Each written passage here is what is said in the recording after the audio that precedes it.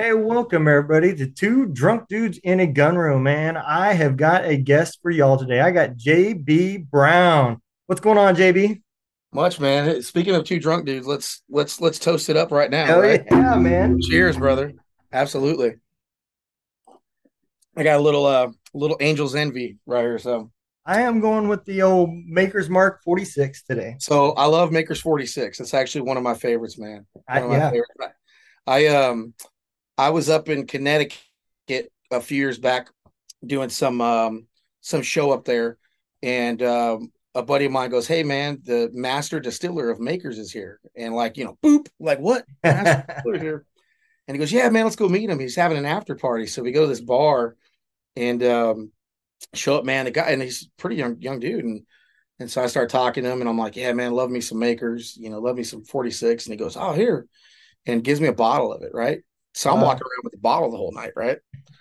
And I'm like, "Hey, man, I said I actually have a barrel down there, Makers. I did one a few years back, and I could do that. Yep, I did too. And I got a barrel there and everything, man. And blah blah. He's like, "Yeah, come down and visit, blah blah." And cool. And then he goes, "What hotel you staying at?" I give him my hotel. He goes, "What's your room number?" I give him my room number. And the next day, I walk into my room and I've got a case of 46. Oh, He gave me a wow. case of 46, man. And I was Wow. like, I was in heaven, dude. Oh, yeah. I was in heaven. I was very hungover the next day, but I was in heaven. So, yeah, I love me some 46, man. Yeah, Yeah. man. That Ambassadors Club's pretty cool too, That man. Ambassador Club is really cool. Yeah. Yeah. I don't remember what year mine comes to fruition or whatever it is, but but yeah, so I'm looking forward to it, man. Yeah, Yeah. I think I got somewhere around 3 more years. I think I'm only on like Yeah, I year think two. mine's up there too. It's a while. It's a Yeah. while, but when it comes to fruition, man, I can't wait. Yeah, man. Me too. Yeah, yeah. So tell everybody a little bit about yourself, man. So I served right at 12 years in the Marine Corps. Did some deployments under my belt. You wouldn't be talking to me today had I not gotten hurt in Iraq. I got hit with a roadside bomb. Well, I got hit with a couple of them, but I got hit with a roadside bomb. Took a piece of asphalt about that big off the back of my head. Didn't even realize it till later that it happened. Um, and that was in Fallujah in '05. And then from that point on, man, I kind of just started going downhill um, with the TBI, and the TBI caused the PTSD thing, and then it just started snowballing, and I got the whole gambit of it, man, which was like the anger and the depression and the anxiety and then the craziness too, because I would just go out and look for look for fights and shit, man. Yep. It's pretty bad. And I decided a couple years into it, man. I was at Walter Reed Hospital for a little bit, and being the Marine, I'm like, I don't need any help. I don't need any pills, blah blah. And finally, I kind of gave into it because I looked myself in the mirror one day and I didn't like who I was, man. And I started giving into it and started doing the things I was supposed to do and everything like that. And went back out to the fleet Marine Corps and things just weren't popping for me, man. It just wasn't working out. I had to kind of punch out. Marine Corps was like, "Yeah, we think you're done," and so they retired me. They retired me, and my last year in the Marine Corps went back to college because I wanted to do something in business, getting my master's degree and stuff, and worked in business in DC for a little while. Where I worked for the VA and did some contracting stuff, and I was miserable, man, Yeah. just miserable. And I remember the story I always tell is I remember telling my wife, I said, "Babe, I'm good at two things. I'm good at blowing shit up, and I'm good at writing music." And she's like, "Well, you can't blow shit up anymore, at least legally." And so she goes, "I guess you better start writing music." So I started doing that, um, and kind of taking it slow. I was a worship musician for a little while, um, still with the same mouth that I have, but I was still a worship musician, and started there, and eventually started writing for a small label.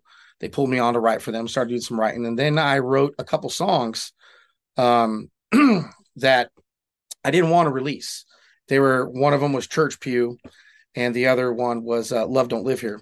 And in Church Pew, if you've heard the song, it's like you want to talk about just breaking myself wide open and just Yeah. telling people my problems.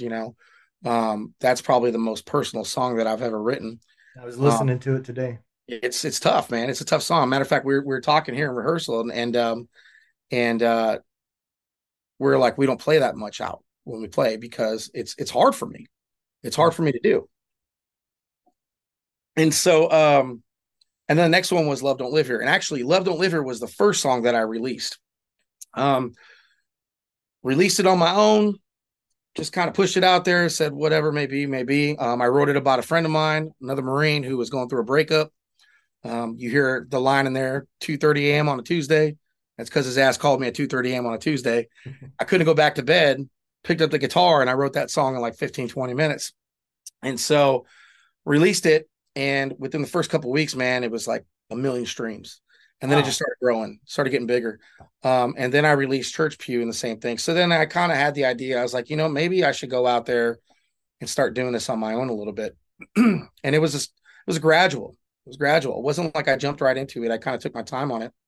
Um, and started getting out there, started playing some acoustic shows and stuff. And then I had a buddy who I played at one of the churches with, who's my current guitar player, who's going to be bouncing out here pretty soon. He's going to be leaving the band, which breaks my heart, but he's my buddy and he's my bro. And I know he's got other things he needs to take care of. Yeah. And he started the band with me and we kind of just started going forward and then start getting these other guys. And now we're cooking, man.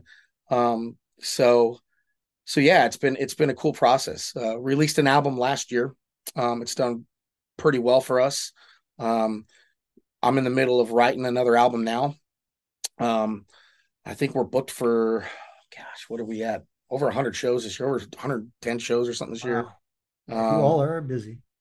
we are, and I mean it's my full time job. It's what I do. I mean I got some side hustles and stuff, but like it's my full time job. It's what I Yeah. do for a living now, and it's tough because I had to make that decision. I had to go. Well, it came to a point where I had to say, do I take this next step or do I stay where I'm at?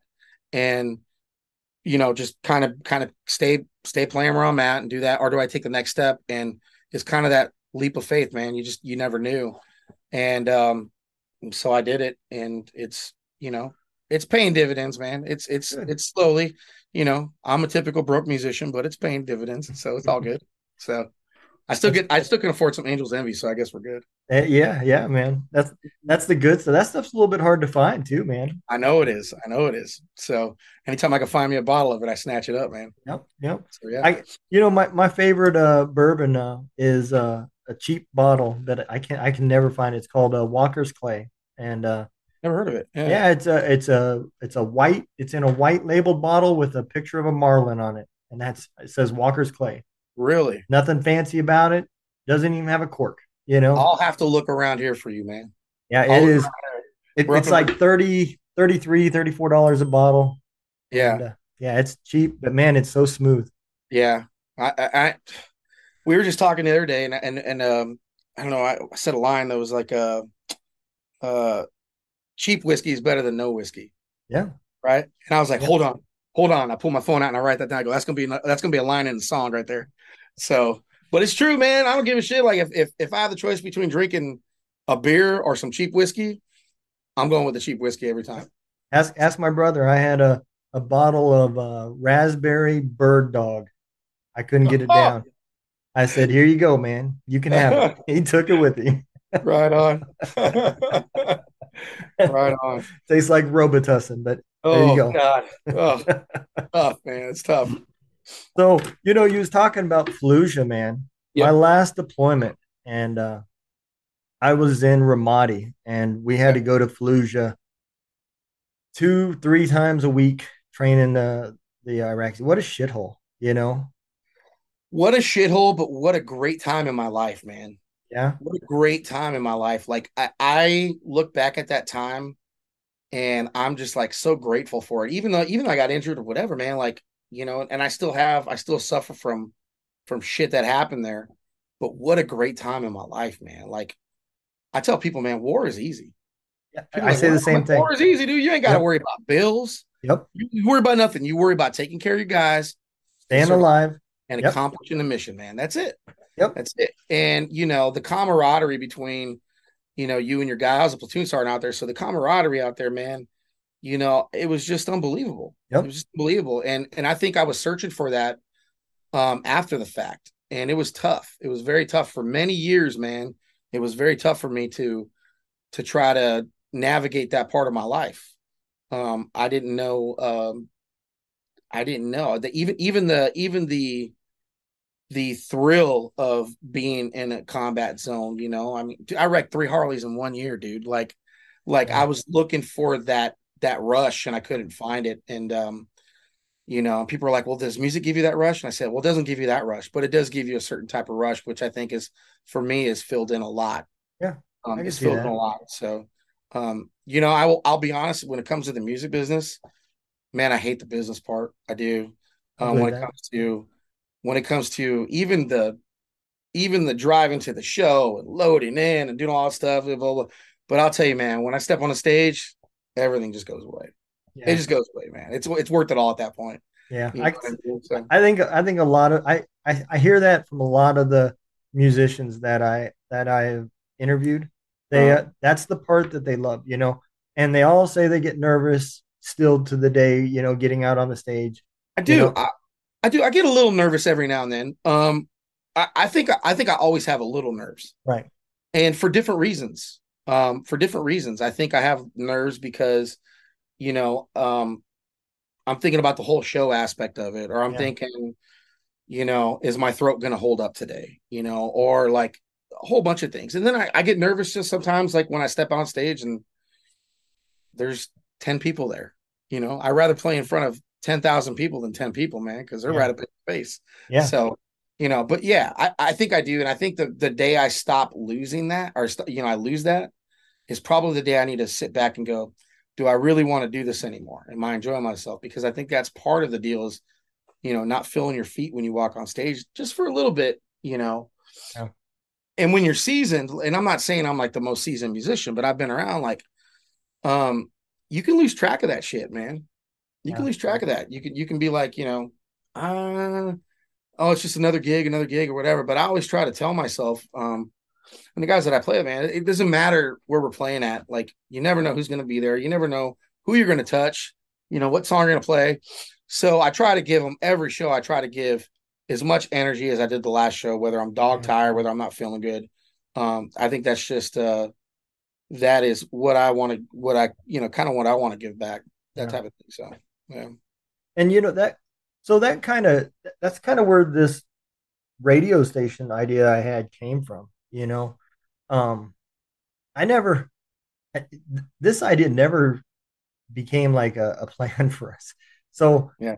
we started this podcast as like just like a networking. We were like it was two of us. It was me and my old first sergeant, and we did like everybody else. We went to the VFW and we realized how clicky it became and realized it Yep. really wasn't about soldiers anymore. And Yep. so we left and we started this podcast and we just wanted to come up with a way to help and start bringing camaraderie, just like you said, looking for that.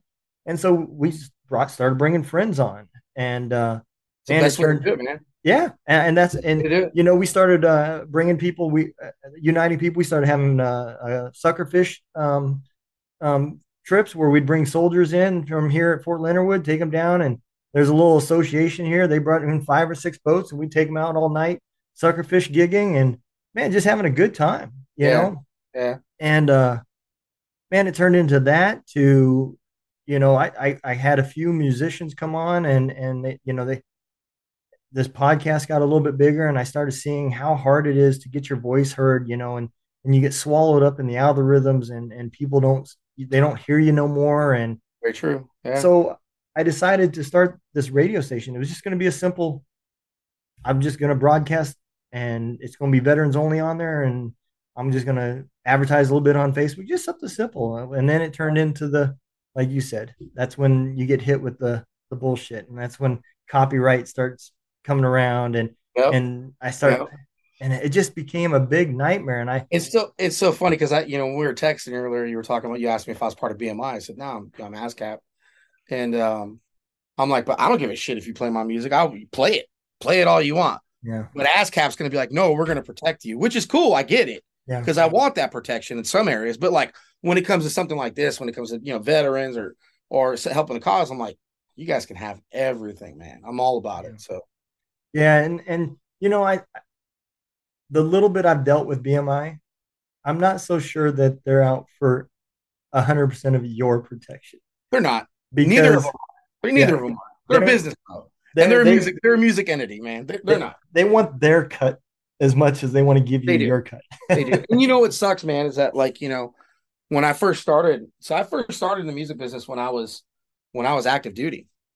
Um, I was active duty in the Marine Corps, and I was in a band. I grew up in California. I grew up in Southern California, grew up in LA. And so I got stationed back out there. And so I decided, well, shit, I'm gonna start a band. And I always get this question because I'm from Southern California. I grew up in LA. How do you sing country music, right? My mom is from Mississippi. So there was that big country influence to me Yeah, when I was younger. And we're talking, Johnny Cash, Merle Haggard, Waylon Jennings, stuff like that. And so, and then as the 90s country started coming out with, Alan Jackson, Garth Brooks, Dwight Yoakam, stuff like that, I started taking it to my own. So it's funny because I grew up in the ghetto of LA, yeah, driving to school with Garth Brooks playing. you know. And what's funny is like all my buddies now who used to talk shit to me are all like love country music. And I'm like, I told you guys, like, but I listened to everything else. I started out yeah, as a drummer. My father was a drummer, and I was a drummer in high school, played in some bands. But anyway, so I got stationed back out in California. And when that happened, I started one band, and it was kind of a rock, alternative rock, almost, I don't want to say punk band, but like, because there's no country music out there. There's yeah, nothing. yeah. And so I started that, and we got pretty popular. And then the band broke up, and then I started another band, and I went in there and I said, I'm going to be the drummer. I said, I'm going to be the drummer, but if we can find a drummer that's better than me, I'll sing. And so the two guys that I was playing with, they were brothers, bass player and a guitar player. Like, all right. And the very first drummer that came in just blew me away. I was like, holy shit, this guy's good. I was like, well, I guess I'm singing. And started singing in the band. We wrote originals, started going well. And within the first year, we got signed. And I Oh, was active duty in the Marine Corps.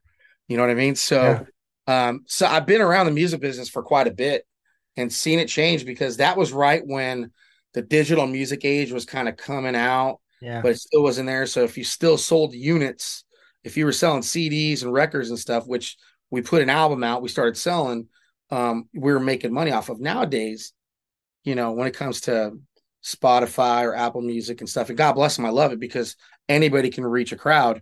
Um, you don't make shit off that, man. yeah. You make nothing. You Couple make cents. maybe, Yeah, maybe a couple cents, maybe. Like, I've got millions of streams, and people are like, "Oh, you must be loaded." And I'm like, no, because half those streaming lines that are streaming me are free streaming services. How they get away with that, I don't know, but I don't care because I already know in the back of my head I'm not gonna make any money off of selling stuff like that. I'm just gonna put my right, music out there. You make the money on the road. You make the money right. playing gigs. You make the money selling merch and stuff like that. So that's where the money's at. Um, but these licensing agencies, BMI, ASCAP, and stuff, they're still a music business, man. Yep, They're still. yep. It's like being with a record company.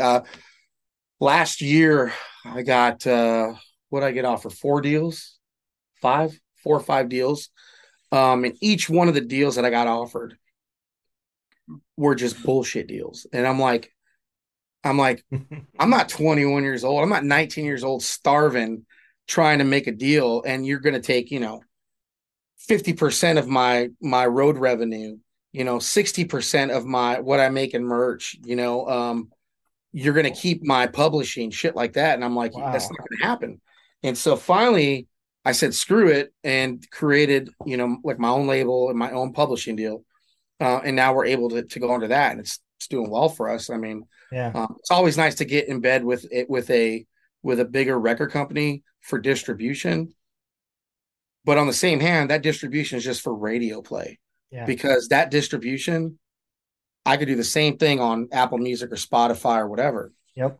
Just And out there. nowadays, I know like all my kids, You know, me and my wife both listen to XM, and Yeah, neither one of my kids. I've offered, hey, do you want us to add you to the account? They're like, no, we use Pandora or we use yep. Spotify. They don't care about it, They you don't. know. So No, I think, like you said, I think that's the future, anyways. it is, and it's adapt or die, man. Yep. It's adapt or die, and I think that I you just got to live with the fact that you're not going to make any money on radio. It's not going to happen. And I live with the fact it's whatever. I think it's cool. Like I was in California a couple of years ago, and I was driving. I actually have this on my. It's there's a clip of it on my Instagram, and I'm driving the car. I was out there for some business, and I'm switching through channels, and one of my songs pops on. And let me tell you, that's the weirdest fucking feeling in the I world. believe it. It's weird, bro. It's weird. And I was like, and so I'm like, I put it on. I'm driving, I'm on like the 5 freeway in California. I'm driving, and there's traffic, but I'm like trying to tape myself, and I'm like, listen, my song's on the radio, and that's cool. Like, it's cool to hear your stuff out there. Um, Another one, like out here, I was at a gas station. I was at a gas station out here. This was not too long ago, and I was getting gas, and I'm pumping gas, and it was after a show, I believe, and I'm pumping gas in my truck, and I'm like, the hell, I thought I turned my radio off. And I look in the truck, and my keys are sitting on my seat, and I was like, where's that song? That's one of my songs. And it was way back, right? It was way back. Yeah, it was way back. My song way back.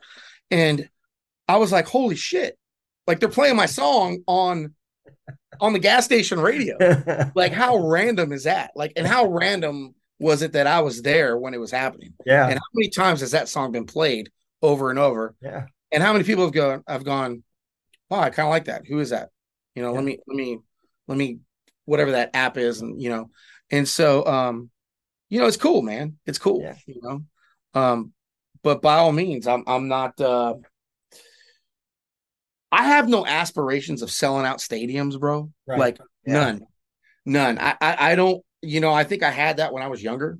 Right. But now, man, getting that little niche crowd that, that kind of crowd that like Sturgill Simpson has, or Tyler Childers has. Like that's what I want. I want that core group of people, man, Right. that's going to follow us around, and we're getting that. We're seeing that now. That's good. It's pretty cool. It's pretty cool, and it's slow because ever since COVID, man, COVID has really screwed up the music scene. It really screwed it up, man. I think the biggest thing for me that kind of turned me on to doing this radio thing was talking to the musicians, man. I think the music comes more from the soul, or maybe it's just me that's relating more to it because of Yeah, being a veteran. But yeah, either way, something drew me to it. And that was kind of my goal was I wanted to be because that's all the podcast has really ever been was a networking. It's me trying to put soldier A that's got a problem with organization B yeah, that can solve it. And yeah, absolutely. um, I kind of thought, well, maybe, this will put, Festival A that's doing something for veterans with musicians that need gigs, you know, Absolutely. and that's Yeah. kind of what the aspiration's been. And the podcast has kind of done that a couple times. I've got Awesome, man. a few, there's a organization in Nebraska. There's one here in Missouri that's already reached out that want me to put them in contact with a few people that's been on my podcast. Um, We'll go play Missouri, bro. We're ready. all right. Well, as a matter of fact, I've been to Fort Leonard Wood, man. I know the area. there's a guy looking for a headliner for this year. I just don't have the dates yet. Yeah, So you send me the dates, man. We'll go out there. I'm gonna tell you something. It's funny because like we play a lot of acoustic shows. I play a lot of acoustic shows with one of my partners, Dan here, that plays, and we play a lot of them, and we kick ass at the acoustic shows. And I always tell people, I'm like, you think that's good? Wait till you see the whole band. And yeah, they're like, oh yeah. I'm like, no, you don't understand. We are a loud country rock band. Like we put it in your face every time. You know yeah. what I mean? And then when we do it, people go, holy shit, you guys are like, you bring it. And we do every time, man. So This um, this I'll be uh able to do that. this place is called Vet Stock is what it was called. Okay. Or no, I'm sorry, Vetapalooza. And last year was their first year of doing it. They had two bands, and they had a comedian that was the host, Mm-hmm. and they were all three veterans. And man, they put on a really good show. Um, they had barbecue relief, which is veteran oriented, but they're more natural disaster and stuff Yeah, like that. yeah, They put on a cooking show and gave veterans classes on how to barbecue, and then they cooked for the band and everybody right on. there. Budweiser came out there and sponsored. I mean, it was a really Yeah. good show, man. They had a truck show. I mean, they put on a big show. So I think they're definitely going to do it again. So And I'm not the only vet in the band. Like our bass player, he's a retired Army guy too. really, okay, So yeah, yeah. So I'm not the only vet in the. At one point, we had three guys that, or four guys in the band that were vets. okay, And it wasn't by design that way. It just happened to be yeah, that's what happened. So you know, and the guys that are the other guys that are not vets in the band understand that like when it comes to any type of vet thing or whatever, like I'm always gonna do it, man. I'm always gonna do anything that has to do with that, with any type of like suicide awareness or TBI stuff. Like you're gonna fly if you ask me to come, I'm gonna fucking be there. Like it's gonna happen. cool, Um, I'm gonna do it. The whole band's doing an event for an organization called 22 Jumps. Um, and the whole band's doing that, and we're going out to West Virginia to do that. I was out in Arizona in February. I did a show out there for them, and it was a cool organization, man. And so again, we're gonna go back out there and do stuff like that. So I love being able to do that kind of stuff, man. And the guys cool. definitely dig it as well. So yeah, Okay. I will definitely I will because I was just talking to him yesterday about this because I wanted to make sure I attended because I was gonna see if I could live stream it for him. Because dude, last that'd year be awesome. I wasn't set up for it last year, but Yeah, there's another one in Nebraska I'm gonna go up and live stream in September. So cool.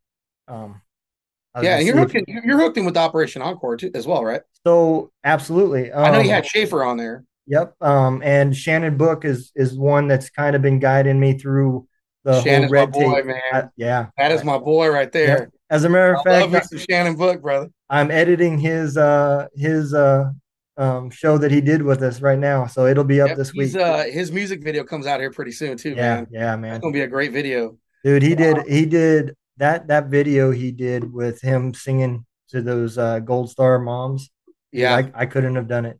yeah, it's crazy, right? Yeah, yeah, Yeah, Shannon's great, man. yeah. You know, I listen to his music going home from work on Spotify, dude. I love his dude, he music. rocks, man. Yeah, He rocks. Like I love. So I talk to Shannon probably every couple of weeks. We'll text each other or whatever. yeah, Um, so me, Shannon, and Schaefer, we'll be up in Alaska together in June, I believe. We'll be up there playing some stuff together, which is cool because Schaefer and I are both country music and Shannon's rock. yeah. You know what I mean? And then Shannon's been talking about. He's like, dude, I got a great idea, bro. What if we put together a tour and we just go all around the country and just fucking rock people? And I'm like, yeah, let's do it. Like, I'm down. Let's do it, man. Yeah, So yeah, he's a cool dude, man. He's a cool yeah, dude. man. And so that episode I did with him, dude, just talking to him, I was like, I think we were into it for like an hour, and he's like, yeah, you might want to hit record. I was like, oh fuck yeah, we might. Dude, I was just so into the conversation Yeah, with him, man. yeah, And yeah. We were I in totally Georgia forgot. so we were in Georgia together last year, him and I, and we spent a few. Actually, he was my roommate, so we stayed in the same room together, and man, we had just wonderful. He's a corpsman too, so he's a Yeah, doc.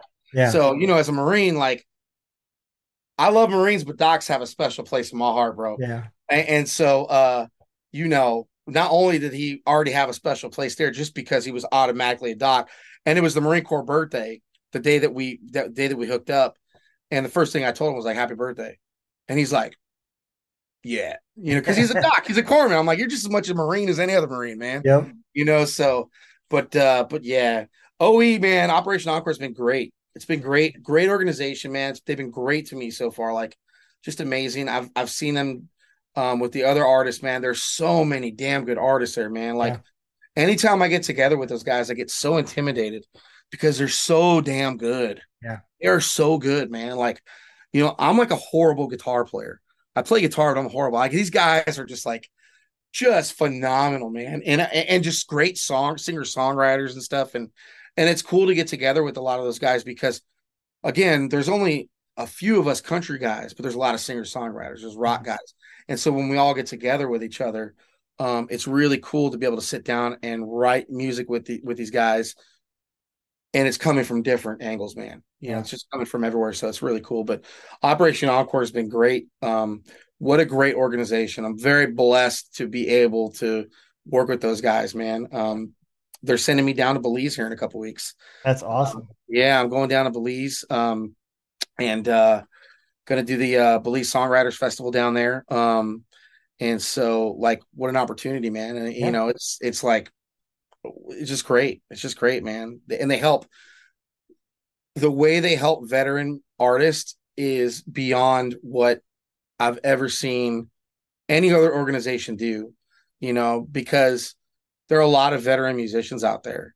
And there are a lot of good veteran musicians out there, very good veteran musicians that should be on the main stage right now. And Operation Encore is definitely making that shit happen, man. yeah. Definitely making it happen. So, Guy was the main reason why this radio station went forward. God, Guy, So that's my boy, man. He just texted me a little bit ago. did he? I love Guy. Yeah. Like, so Guy was out there with me in Arizona, and we spent a few days together. And man, I just love him. I just love it. And you want to talk about a badass guitar player, dude? Guy can shred. Really? I didn't think I was like, oh yeah, he's part of the organization, blah blah blah. Then he pulls out this Taylor guitar and starts playing. I was like, I fucking hate you, man. Like, you're so good, dude. Like, come on, man. Come on. so But he'll write music and randomly be like, oh, tell me what you think about this. So I'm like, every song you write is great, dude. Like, it's so good. so I reached out to him and was kind of just talking to him about advice on this radio station and what he thought. Great, great guy. Great organization to hook up with, man. Great And organization. You're going to get some quality people that are going to be able to come on here and just give their, you know, give their life testimony, man. Like, and then give their music testimony, man. And I will tell you, and I think I could probably speak for most of them, most of the OE artists, music has helped save our life, man. It really has. It's helped save our life. And then you bump that up with OE helping us work this dream, you know, it's like you couldn't ask for anything because the music business is cutthroat, man. It's cutthroat, you know. so he said something that when the red tape and I had to make this decision whether I wanted to start spending the money and kind of basically turn it into a business I already or know where just you're going, forget it. bro. He said something to me that made me decide to move forward. He said that they had been looking for and reaching out to radio stations for quite a while to try to get them to dedicate an hour to just veteran musicians, and Yep. nobody would do it. Nope. And I was like, "Are you kidding me?" Nope. I just couldn't believe it. So, starting Saturday, um, there's a segment called Veteran Hour, brought to you by Operation Encore on our station, and it's nothing but artists that have gone through Operation Encore. Right on. And you're And gonna get some good artists, bro. yeah, oh yeah, dude, You're gonna get some absolutely, good artists, man. Some of yep, those guys are just amazing. yep. They And are. I'm getting the bios, and there'll be bios for the artists Right on. and everything. I'm getting all that stuff through Guy, and I'm gonna just flood it with stuff about Operation Encore and try to get the word about them and their organization to even try to help get them, with some Yeah. supporters. So Yeah. I mean, and I will tell you, like, as far as support from the music business, um, there's been some really good support, even from Nashville wise. Like we did this thing down in Georgia, and there was just Hall of Fame songwriters that were there that were working with us one on one, man.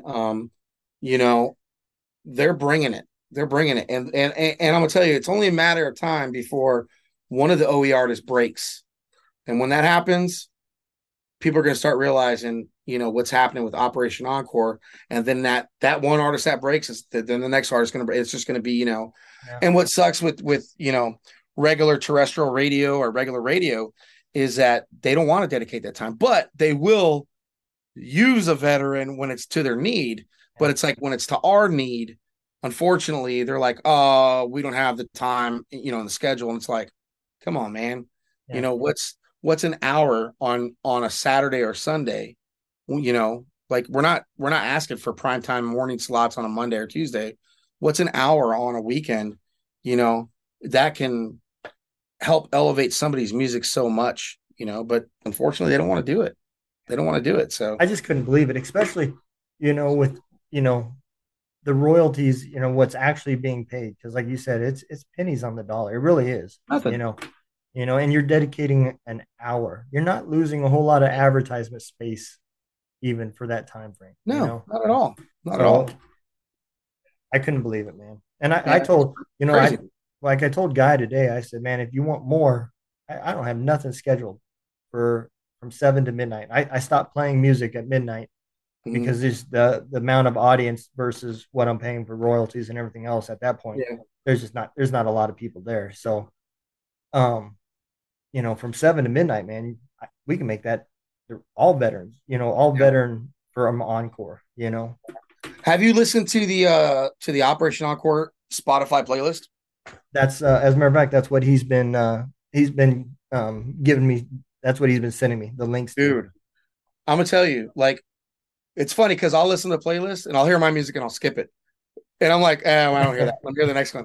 You know what I mean? And it's cool because I know all these guys, and I'm like, man, these guys are just like, it's just great music. Yeah, It's just great fucking music, man. yeah, Like, you know, and with I guess I'm a country artist, but I don't know what I'm considered in country because you have country, then you have your subgenre, and I guess like I don't know. I don't want to say I'm quite outlaw country. I don't think I'm outlaw. I'm a little bit country rock, maybe southern kind of rock because there's a hmm rock element to it. Um, you know, and so yeah, I don't know. I don't know where I'm at with that. All I know is I'm just gonna keep doing what I'm doing, yeah, man. Be and you. that's it, man. And if people dig it, they dig it, and if they don't, well, whatever. You know, I may not be the flavor for everybody, and it's damn true. I love. Let me tell you something. This is so funny. I love when I get negative comments on shit like on social media. Yeah, Like people tell me don't read the comments. I'm like, no, I want to read the comments because the negative stuff doesn't bother me. yeah. Because I'm like, you took the time to listen to my music to tell me that I suck, so you took the time to listen to it. So that's So cool. I You know laugh. what I mean? The algorithms doesn't really dictate No. arguments. It dictates the amount of comments. So Yeah. just keep commenting. You Yeah. know, I don't care. Whatever, man. You know, you'll just keep me up there in the feed. I appreciate it. that's it, man. We started this year really, really trying to work our Spotify channel. I just got verified this year on Spotify. And so got that cool little blue check mark. Cool. Now I'm like trying to push people to that Spotify channel because we never really pushed it. Yeah, And I never really realized what a big asset that was to push that Spotify channel. I didn't know. yeah. And so now, we're pushing that, like we'll play shows and I'll be like, oh, by the way, I'm verified. I got my own channel. Like I make fun of it because I think it's funny. The funniest thing was when I got verified, right?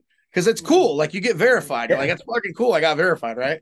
I'm at the house, right? I'm sitting in my chair, and my kids are there, and I got 4 kids, and the wife's there, and I'm like, oh guys, check it out. I got verified on Spotify.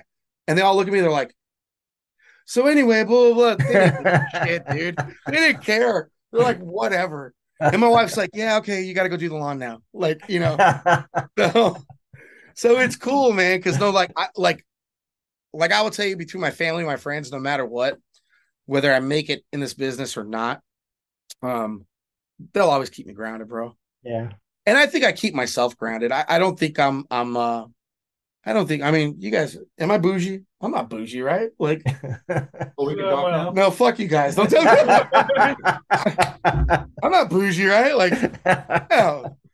Like, I mean, you are drinking the extent of my Angel's Envy. bouginess is like an hour before the show. I go off on my own. I go do my vocal warm ups because I have to do that. You know what I mean? Like, I get dressed. That's the extent of it. Like, I'm not like, I mean, you're but drinking the hard liquor to find. I mean, the first wardrobe change, yeah, right? Yeah. My first black shirt, because that's all I fucking ever wear is black. So I wear black for two reasons. One, because I'm fat and it keeps me looking skinny, and two, because I love Johnny Cash. So you know what I mean. So, Yeah, yeah. but yeah, but you know, it's cool, man. I've got family, friends, and stuff that will always keep me grounded, and I don't think I'll ever not be a type of grounded person. Like I Yeah. said, you know, yeah, I got asked. I was doing an interview this past year, and they asked me, like I said earlier, like, so where do you see your future? What do you want your future to be in the music business? How big do you want to be? And I'm like, I don't want to be like a Luke Bryan or Garth Brooks or I have no desire to be that big, man, like at all. You I know, I want that think little I want that little I want to go on and play, you know, a 5,000 seat, 4,000 seat, you know, venue and just rock the shit out of that place and play for 3 nights in a row. You know what I mean? Doing a stadium of 100,000 people, that's cool. And again, I'm not going to be like, no, I don't want to do it, but that's not a desire of mine. It's not a desire of mine. So I think like you said earlier though, you know, how you said you didn't really care about the business side of it, that was kind of a dislike. And I think when you get to that level, I think it becomes all business, it does. It you does. And know. I know some people at that level already. You know, maybe not Garth Brooks level, but I know people at that level already that are big business. And to stay grounded in that level, it's got to be hard, man. Oh yeah, I'm Got sure. to be hard because everybody's kissing your ass, dude. Yep. You know, and that's the last thing I want is for somebody to kiss my ass. Like, I don't need that. You know, I don't Be need that. Like, be I hard to need the know guys who's in the band real. to tell me, you know, that doesn't sound good. Or a couple of weeks ago, we were here in the studio and I'm arguing with my guitar player about a fucking chord that I keep playing. Turns out I've been playing it wrong for the last year and a half.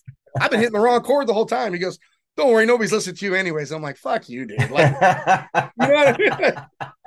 but but I love that. I love the, Yeah. you know, like, and I always tell the guys, you know, like, um, you know, my name may be on the banner, but this is our band. It's not my band. It's not me, man. It's our band. Like, you know, if I'm the step that it needs for all of us to get there, I just want to take all my boys and, you know, the guys in my band and just go out there and fucking rock it, man, and be able to do this for a living to where it's sustainable.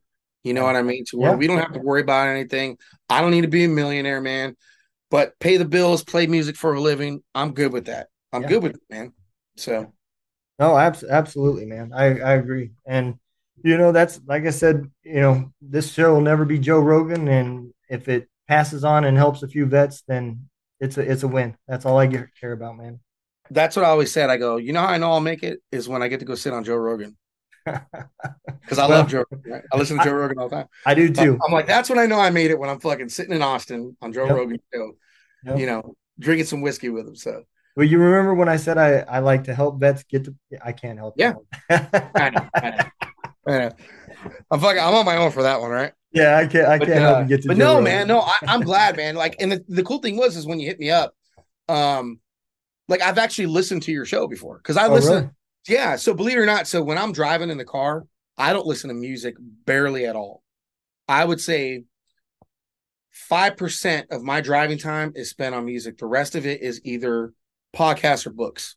Okay. Um, I think because I'm so inundated with music all the Mhm. time, I think I need to take a step away from it a little bit, and and it helps me even as a writer sometimes because I'll hear a story or hear something and I'll jot it down and I'll go back to, you know, when I'm writing music, I'll go back to it and it helps me develop something, Okay. you know, because not every song that I write is about a personal experience.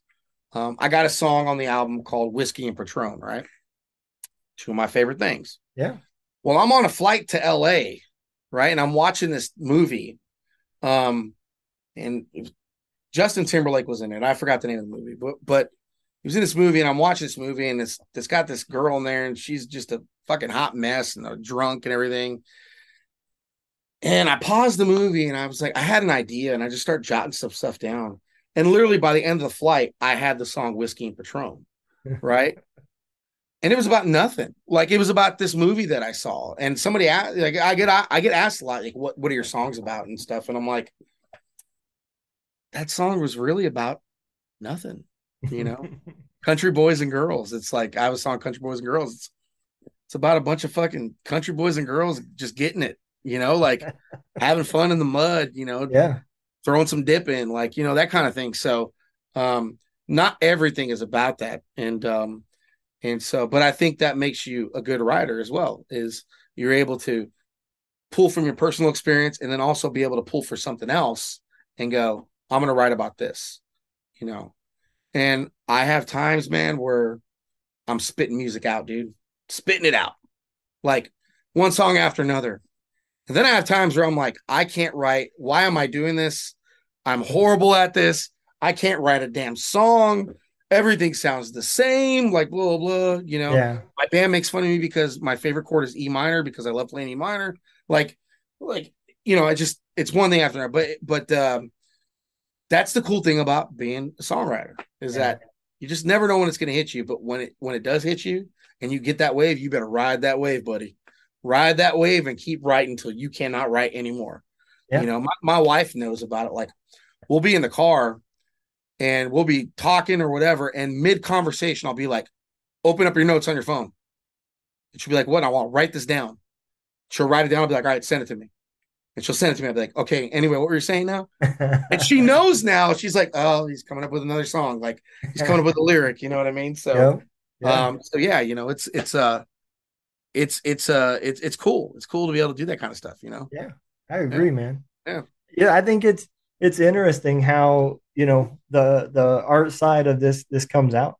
So I have to ask, because I was listening to this song earlier, how did the song Ocean come about? So oceans. Okay, so again, I did worship music, and I played. So that song is when you play it regularly for a female artist.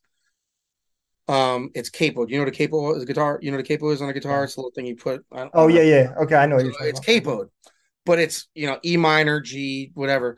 And so one day I'm playing it on guitar, and I didn't capo it, and it was down low, and it sounded like I like my music to sound kind of dark a lot. Like I like that dark sound, which is why I like an E minor. And so I started playing it, and I started singing it, but I started singing it my way. And a buddy of mine was listening to me. He goes, "Dude," he goes, "that is like," he goes, "I like that better than the original version." And I'm like, "Stop," like stop. And so I developed it, started playing it. Um, the label that I was writing for was primarily a Christian label, so I was writing a lot of Christian music. Um, Mhm. and if you go on like Apple Music, you'll see where I'm featured in a lot of different worship and Christian, adult contemporary Christian stuff like that. And I still do it. I was in the studio a couple weeks ago recording for a friend of mine who writes straight up worship rock music, and I was in there recording the vocals for him. Because I still dig that side. I still have that connection with the worship music and the God thing and everything. And so anyway, so I start doing this, and I was like, I want to release this. And so the guy at the label was like, well, let's get a hold of Hillsong Worship and see if they'll let you release it. And they're in Australia. And so got a hold of them, and they're like, absolutely. Like, you got some big balls to be able to do that one. Cause that's like, nobody does that song. Like nobody covers that. And so I covered it, I sent them an acoustic version of it, and they're like, yep, do it. And so literally was in the studio the next day and did it. And and released it. And it was like, it's got that rock country type of feel Yeah. to it. And that's what I wanted with it, man. I was like, because I've always loved that song. And so when we put it out, I was like, it's one of those products where I'm like, yeah, I'm proud of Yeah. that one. I liked it. I Proud of liked that it, one. man. And so again, I'm a drummer, right? And so I recorded drums on that. So even on the album, the whole album, I'm leaking out some stuff that I probably shouldn't leak out, but it's all right. Fuck it. Um, other than one song, which is another beer, which Dan right here, who's next to me, recorded drums. I recorded all the drums on the whole album. Even though I had a drummer, unfortunately he couldn't come to the studio. He's like he couldn't make it, and I was like, I got you, bro. Don't worry about it. Well, I'm so anal when it comes to drums because I'm a drummer.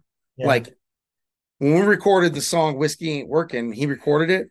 That poor guy, I thought he was going to leave the band because I was like, nope, do it over. Well, what do you mean? Nope, do it over. It doesn't sound good. You're doing a ghost note here and you're skipping here and you're not on time here and blah blah. And the poor guy's like, dude, like, you know, and so and now that drummer ended up leaving. He's still a friend of mine, ended up leaving the band because he just had life happen, and we got a new drummer now, which is this is actually his studio. It's where we rehearse at. And I'm like, well, I'm probably never going to record drums on a track again because this guy we have now is stupid, like ridiculously good. So, um, but anyway, going back to Oceans, yeah. So that was kind of the gist behind that. I just wanted to release that. I thought it'd be cool. I thought it was a different version of it. Yeah. It's a little bit darker, a little bit rockier, but still pervade the same message. So that was, that thing. So Yeah. yeah, Yeah, man, I really liked it, brother. yeah, it's cool, man. Yeah, it's. Have we ever played that? Have we ever played that No. live? I don't think we ever have. No. Huh? Wait. Which one? We played it one time. Ocean? We played it one time at that place, the very first brewery we ever played, Unionville. I think we played it live one time ever, Wow. But I do get people coming up and asking me that or Never Be Shaken. Did you hear that I song? want to play I that. haven't heard that So one. Never Be Shaken's another kind of it's a worship song. And people are like, play Never Be Shaken. And these dudes are like drunk. Like, I'm like, you love Jesus. That's great. Like so yeah, but yeah, it's I think there's always a God aspect in my song. Yeah. And I'll be honest with you, I battle with God still. I do. I battle with God still. I battle with God for the things that I've been through, Yeah. and just in military and stuff. And I believe, but there's still that friction there a little bit, Yep. And I remember a time when there wasn't that friction and the freedom I had in my soul and stuff was amazing. And I want to go back to that, but there's so much stuff that I'm battling with it that my wife and I just had a conversation about this last night. That there's a lot of things that I need to work through with it, Yeah. a lot of things. So I can relate. I know exactly where you're getting at. Yep. yeah. And then working as a worship musician in the church, they have this saying where it's like the curtain's been pulled back and you see the other side of the church business. You know what I mean? And it turned me off a lot, man. Like, Yeah.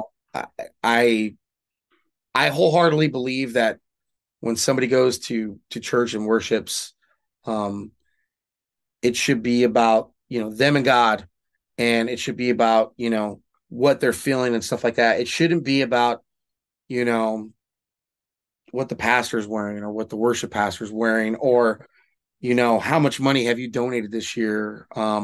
You know and then I look at it, and I've been to churches where like you know they're asking for tithing, but yet the pastor's living in $1 million home, and I'm like, dude, that's not kosher with me.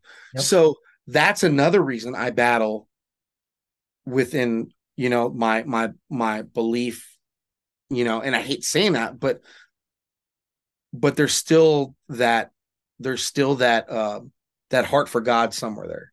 It's still there. My belief is that the conversation only needs to be between you and God. And Amen.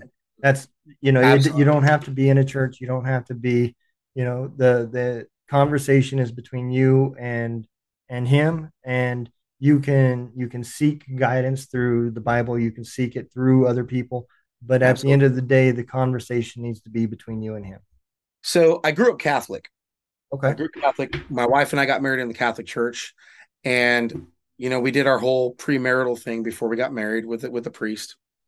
And I had a great priest, man. The guy was awesome. He was actually he was a chaplain for the Filipino Marine Corps. So he was all about it. I was a Marine. I was still active duty. I was a young Marine. I was a Lance Corporal, E3. And he was a young guy, and like, so he loved the fact that I was a Marine.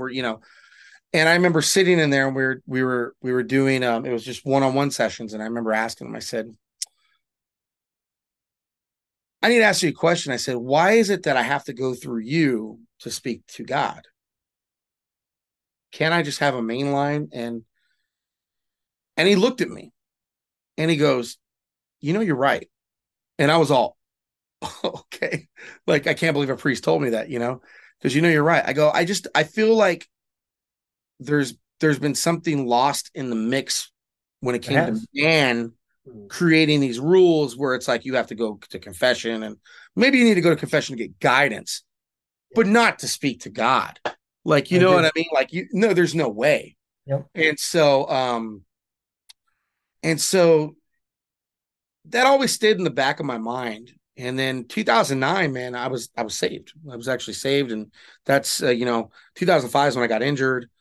I went through all that stuff. 2009, I came to Christ, and like in those from 2009 to 2010, 11, 12, like, man, I was just on fire for it. And then I'm I don't want to say it was a mistake, but because it wasn't a mistake, but I went into the business of working at a church and being a worship director, worship pastor, worship thing. And when I saw that curtain pulled back and the business side of it, it ruined me, dude. Yeah. Ruined me. And now I go to church, and I go every week. It's not like I don't. I still go to church. Yeah. Um, but a lot of it's with a grain of salt, man, and I hate that. Yeah. I hate it. You know what I mean? Yeah. We've So tried. Me and my wife have tried several different churches as well, and yeah, we went to one church. We was there for, man, I don't know how many weeks before we realized it was a Pentecostal church. yeah. And then just one day they flipped out, and I was like, "What in the hell is going on here, man?" And then they had, Started running up and down the aisles, and yeah, and they had all the kids come forward, and man, they started choking them out, and they were like, and next thing you know, kids are passing out and shit. Man, I grabbed my kids and left. I said, "Man, I learned that shit when I went through selection. I don't need that shit." yeah. It's crazy, dude. Like my again, my wife and I have that discussion now about like, it's so hard to find. You're never going to find a perfect church. Yeah. I don't want to find a perfect church. Right. Because I'm so far from perfect. But I do want to find a church that's honest, man. Yeah. You know, and I think the one we're going to now is working that way. It's a little old school Baptist now. We went back to a smaller church, and I think I that's the key. I think it is, man. I think it is the community, because I live in a pretty small rural community in Virginia, and I think that is the key. I think the key is that, and my kids go to school at that church, because there's a school there. They play sports there, like, and so I'm seeing good things. But now I need to start developing that relationship again, because it's Yeah. important to me, man. And look, I'm always gonna be I'm always gonna be a whiskey drinking, Copenhagen dipping fucking Marine. I'm always gonna be that way. That's who I am. Yeah. You know? And I've realized that if God's gonna love me, He's gonna love me for that no matter what. You know what I Right. mean? I'm always gonna be the guy on stage that's gonna be, you know, dropping an F bomb here and there, or whatever. Not at church, but on my regular stage. Hey, somebody's Um, got to guard the gate, man. I know, man. You know what? It's like, and I've seen places that are like, come as you are. We're gonna accept you for who you are. Then they find out who you are, and they're like, whoa, wait a minute, wait a minute. And they're like, I'm like, nah, I'm a little too wild for you, aren't I? You know what I mean? But it's crazy. It's Yeah. crazy. But you know, yeah, God willing, I'm able to get back into that spiritual space, man, because it's important to me. It is Yeah. important. Yeah, So me too, man. I think we've lost that in America as well. So I think we have. I think these past few years have been horrendous, dude. Yeah. Horrendous. And I don't get political on stage. I never do. Yeah. Um, you know, I I think it's if people want to get political on stage, it's great, you know. Year and a half ago, I took the band to go see.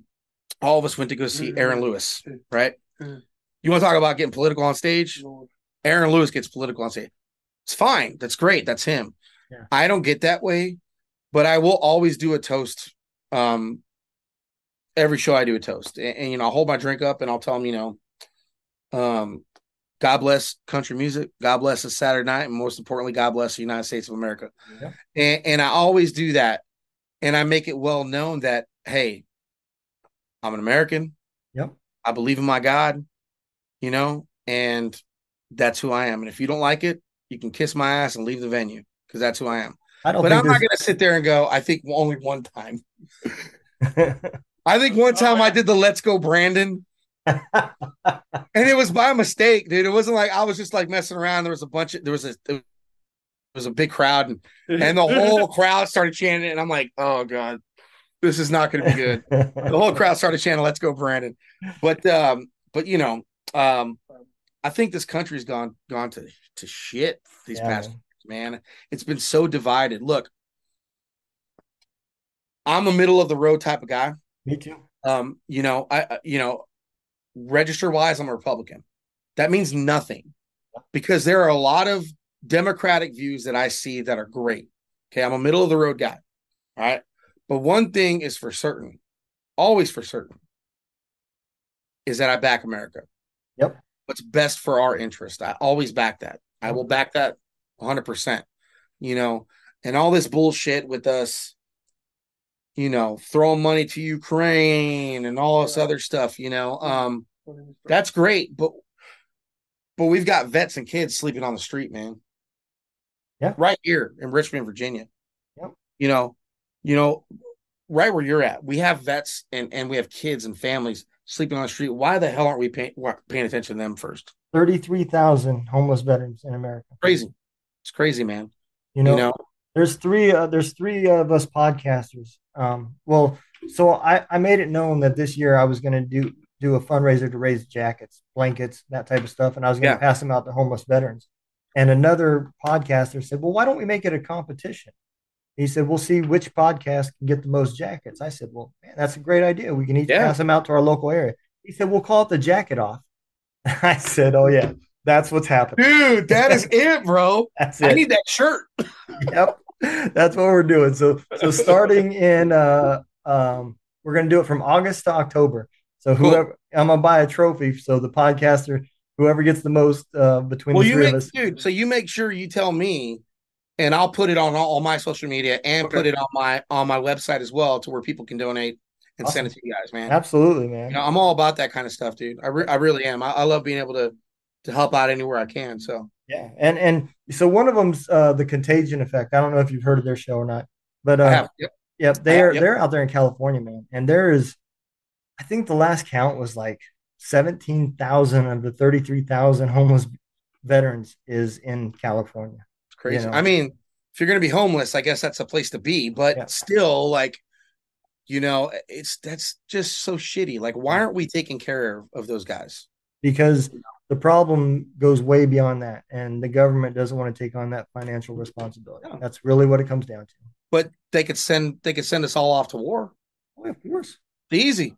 Yep. Send them all off. Yeah, you know. I will say that that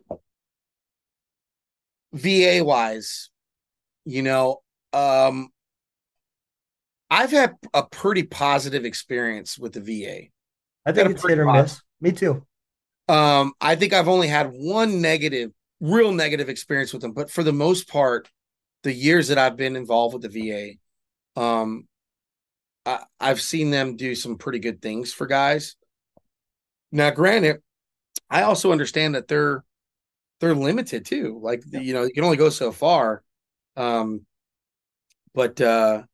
you know, I always said, like, my dream is, if I was to ever make it big in the music business, is to support veterans. That's going to be my main cause, man. Support veterans, homeless veterans, veterans that are going through shit, man, just Yep. support them because I've been there. I'm there. I get it. You Yep. know, I'm one fucking step away from being a homeless veteran. Like, you just never know what's going to happen. Yeah. You know what I mean? So it's like, you know, I I would want somebody there, to help me with that shit, Yep. and not only that, like, you never know what a $5 bill is gonna what difference that's gonna make to somebody's life that day. You're You know right. what I mean? And it's like, and if I could do that, and I'm just staying a $5 bill, but if I could do that in a bigger way, like, I want to be able to do that, man, because there's been times where I'm like, man, I wish I had 20 bucks right now. You know what I mean? I Yeah. wish somebody would come and be my savior for the day. You know, I wish somebody would, you know, do this and that. And I'm sure there's veterans out there, homeless veterans, that are like, man, I wish I had a jacket right now. I wish I had, a warm place to stay or a warm Yep. meal, you know? So I'm gonna tell you what made me think of that. So when I got out of the military, I started a trucking company because I couldn't find a job, and I really shouldn't have started a company because I wasn't in the right state of mind. But that's what I did, and I did that for about 6 years, and then my mom's health kind of took a shit, and I had Mhm. to make a decision as the economy was also going to shit. I either could keep running myself into bankruptcy, or I could close the business and try to help my mom. So I closed the business and I moved myself to Missouri. My wife and kids and everybody are still in Georgia. And I remember like running to my car the first winter here in Missouri, and I was like, "Fuck, it's cold." And then I got in the car and I was thinking, "Man, what are these homeless veterans doing?" Because the heater's now kicking and I'm starting to warm up. Yeah. And that's what made me think about it, man. I was like, Yeah. man, because I mean, in Georgia, it's pretty fucking warm year round, you Yeah. know. Yeah. It never really made me think of it in that aspect, but it sure as hell made it think about it when it was 10 degrees out there, Yeah. Absolutely. Absolutely. you know. Yeah. So And a jacket or a sweatshirt or a pair blankets, of socks can make a big difference, dude. you know, Absolutely. I can't solve all the problems. I can't house them. I can't fix the mental crisis. I can't do all that, but maybe I can make them warm for a few days, you That's know. it, man. That's it. Me and the guys will be here to help you, bro. We'll I, do it, pre- man. I We'll appreciate push it that. out, bro. So, let's tell everybody where you guys are going to be playing at, man. Oh, geez, dude, we're all over the place, man. You can go on to our website, and it's got a link there for our calendar. Um, it's got a link there for our calendar where we're playing at. We're all over the place. We're, regionally, we're all over Virginia, West Virginia, Maryland too, I think. Yeah. Um, where else? Again, I'll be out in Belize the 17th of this month, playing out there. We'll be up in Alaska in June. We're all over the place, you Hey, know. You can catch us on Facebook too. We do a lot of Facebook Live, a lot of TikTok live stuff too. So okay. you can get on there. Bridge Fest, maybe you want to plug. Yeah, Bridge Fest. We're doing Bridge Fest for 22 jumps out in what date is that, guys? Do you know? October 21st, I believe. And that's for it's a big festival. It's Bridge Day Festival. It's for the guys. They're gonna do it's a 22 jumps organization. They're gonna do base jumps off the big bridge there in Okay. Fayetteville, West Virginia. And we're gonna play the night before. We're gonna go up there and just rock the shit out of those people. Good. And so that's another thing, people can come out and hang out with us there.